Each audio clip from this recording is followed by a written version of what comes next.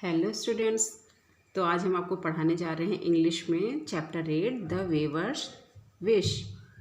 ये this story is top by Panchatantra stories. If you want to know about Panchatantra please comment me. So let's start the chapter.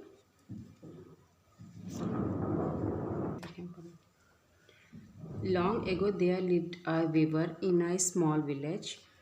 बहुत time पहले एक Weaver means यहाँ पर है जुलाहा या बुनकर, जो कि हाथ से कपड़े बनाते हैं, उनको जुलाहा या वीवर बोलते हैं। वो एक छोटे से गांव में रहता था। Every day he used his loom to weave beautiful clothes of different colours. Loom means होता है जिससे वो कपड़ा बनाने का काम करता है, उस मशीन को लूम कहते हैं। तो every day he used his loom. वो हर रोज़ अपने लूम को यूज़ करता था डिफरेंट कलर से, डिफरेंट ब्यूटीफुल से क्लॉथ्स बनाने के लिए वो अपने लूम को यूज़ करता था। आप इसको हिंदी में हथकरघा भी बोल सकते हैं। He then sold the cloth to the villagers. जब वो बना लेता था अपने ब्यूटीफुल क्लॉथ्स डिफरेंट कलर से, तो वो उनको विलेजर्स को बेच देता था। यही उसकी अर्निंग का sold the clothes to the villagers. जब वो ब्यूटीफुल क्लॉथ्स तैयार कर लेता था तब वो उनको विलेजर्स को बेच देता था, और इसी तरह से वो अपनी अर्निंग करता था। One day just as he begin weaving the loom suddenly stop working.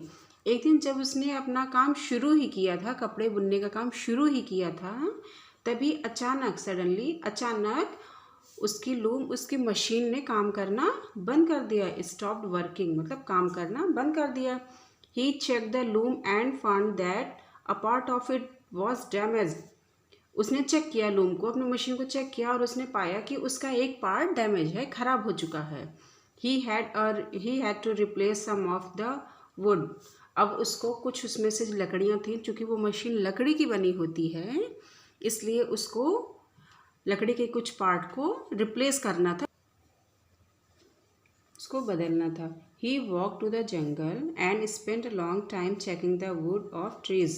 वो जंगल गया और उसने लंबा समय पेड़ों की लकड़ियों को चेक करने में, चूँकि उसके लिए लूम को बनाने के लिए मजबूत लकड़ी चाहिए होती थी, तो इसलिए वो जंगल में उसने काफ़ी टाइम स्पेंड किया कि उसको मजबूत लकड़ी मिल सके। Finally he found a tree of the correct size and strength. Finally उसको वो पेड़ मिल ही गया जो कि उसके लूम के हिसाब से बिल्कुल करेक्ट साइज और स्ट्रेंथ मतलब मजबूती में भी बिल्कुल सही था उसके लूम के according. He decided to chop a few of its branches of wood. और उसने डिसाइड किया कि उसमें से कुछ ब्रांचेज मतलब उसके कुछ शाखाओं को या डालियों को वो काटेगा लकड़ी के लिए। Just as he lifted his axe there was a flash of lighting and a genie appeared in front of him. Just as he lifted his axe, जैसे ही उसने अपनी कुल्हाड़ी से लकड़ी काटने का काम करते हैं, जैसे ही उसने अपनी कुल्हाड़ी को उठाया, वहाँ पर एक लाइट, चमकती हुई लाइट आई और उसमें से एक जेनी निकल के बाहर आता है। Don't cut the branches, the jenny shouted. Jenny चिल्लाया, डोंट कट द ब्रांचेज, डालियों को मत काटो। This tree is my home, ये पेड़ मेरा घर है। डू नॉट टच इट और come to this part of the jungle ever again, इसको टच मत करो और दोबारा इस जंगल में फिर कभी मत आना। The weaver dropped his axe in fear. डर के मारा वेवर जो बुनकर था उसने अपने कुल्हाड़ी को फेंक दिया, ड्रॉप कर दिया, डाल दिया। I am sorry the weaver said. Weaver ने कहा, आई एम सॉरी, मुझे माफ़ कर दो। I did not mean to harm your home, मैं आपके होम को हार्म नहीं करना चाहता था। मुझे अब उसको तो पता नहीं था कि उस ट्री पे कोई जेनी रहता है, तो वो जेनी से बोलता कि मैं आपके होम को हार्म नहीं करना चाहता था। I just need some wood to repair my loom, मुझे सिर्फ अपने लूम को रिपेयर करने के लिए कुछ लकड़ियाँ ही चाहिए। आई एम ए वीवर, मैं एक वीवर हूँ, एक जुलाहा हूँ। Without my loom I can not make any money and feed my family. बिना मैं अपनी मशीन के मैं कुछ भी नहीं, मेरे पास पैसे नहीं आ सकते, मैं कुछ नहीं कमा सकता और मैं अपनी फैमिली का भरण पोषण नहीं कर सकता हूँ। फीड माई फैमिली मतलब अपनी फैमिली की देखभाल करना या उनके खान पान की व्यवस्था करना। Why can't you wave without the loom, the genie asked. Genie ने पूछा कि तुम बिना लूम के जो है वेव क्यों नहीं कर सकते, क्यों नहीं कपड़े बुन सकते। It would be very hard and would take too long. If I had several hands maybe I could weave cloth without a loom. तब उस बुनकर ने कहा तब उसने कहा कि ये बहुत कठिन काम होगा और ये इसमें बहुत लंबा समय लग जाएगा। If I had several hands, अगर मेरे पास बहुत से हाथ होते तो मैं बिना लूम के ही अपने कपड़ों को बुन सकता था। स्टूडेंट्स, आप ये पेज में आपके बुक के चैप्टर में ये प्रिंट किया हुआ है, ये जेनी है और ये वेवर है जो कि जिसने डर के मारा अपनी कुल्हाड़ी को नीचे छोड़ दिया है। तो you shall have your wish, you shall have your wish, तुम्हें अपनी विश चाहिए। Now go home and don't come back, अब तुम अपने घर जाओ और वापस मत आना। The genie said and disappeared, genie ने कहा और वो गायब हो गया। The weaver move back and brought his hand to his chest in shock, जो वेवर था वो वापस चला गया, वापस जाने के लिए मुड़ा वो, और वो अपना शॉक, चूँकि वो उसको जीनी को देख के इतना शॉक था कि वो बिल्कुल आश्चर्य से अपने हाथ को अपने चेस्ट पे रखा उसने। Then he realize that he had lifted not one but two hands, तब उसने रियलाइज़ किया कि उसने एक हाथ नहीं दो दो हाथ उठाए हैं। One his right side, on his right side मतलब एक ही तरफ उसने सिर्फ एक हाथ नहीं उठाए बल्कि दो दो हाथ उठाए सिर्फ राइट साइड से। He quickly run to a river nearby and looked at his reflection, और वो जल्दी से उसके पास के एक नदी पे गया और अपना रिफ्लेक्शन मतलब अपनी परछाई को उस नदी में देखा।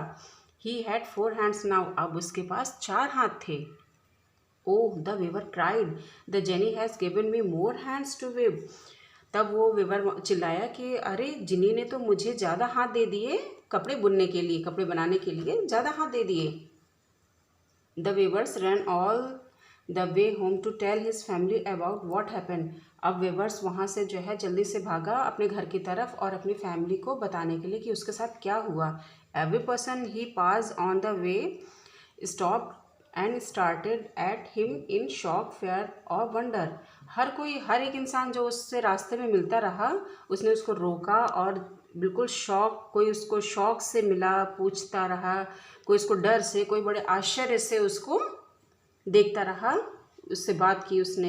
हिज फैमिली वॉज फ्रैटन टू, अब ऐसे देख के एक नॉर्मल इंसान के भाई दो ही हाथ होते हैं, लेफ्ट राइट में एक एक हाथ होता है, लेकिन इसकी चूँकि विश पूरी हुई थी तो इसकी फैमिली भी इसको इस हालत में देख के बिल्कुल डर सी गई थी।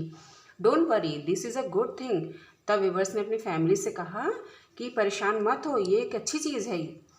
With 4 hands I can work faster, मैं अपने 4 हाथों से अपने काम को और तेज़ी से कर सकता हूँ। With 4 hands I can work faster, मैं अपने 4 हाथों से अपने काम को और तेज़ी से कर सकता हूँ।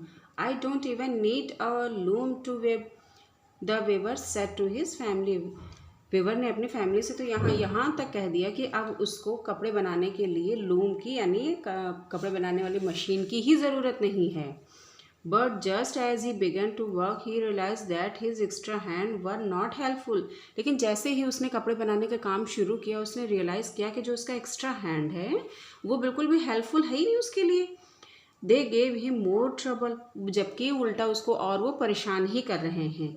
When he tried to wave with the hand on his right, the hand on his left came in the way, जब वो अपने राइट हैंड से काम कर वेब वो जब अपने राइट हैंड से काम करता है, कपड़े बनाने का काम शुरू करता है तो उसका लेफ्ट हैंड अपने आप ही रास्ते में आ जाता है।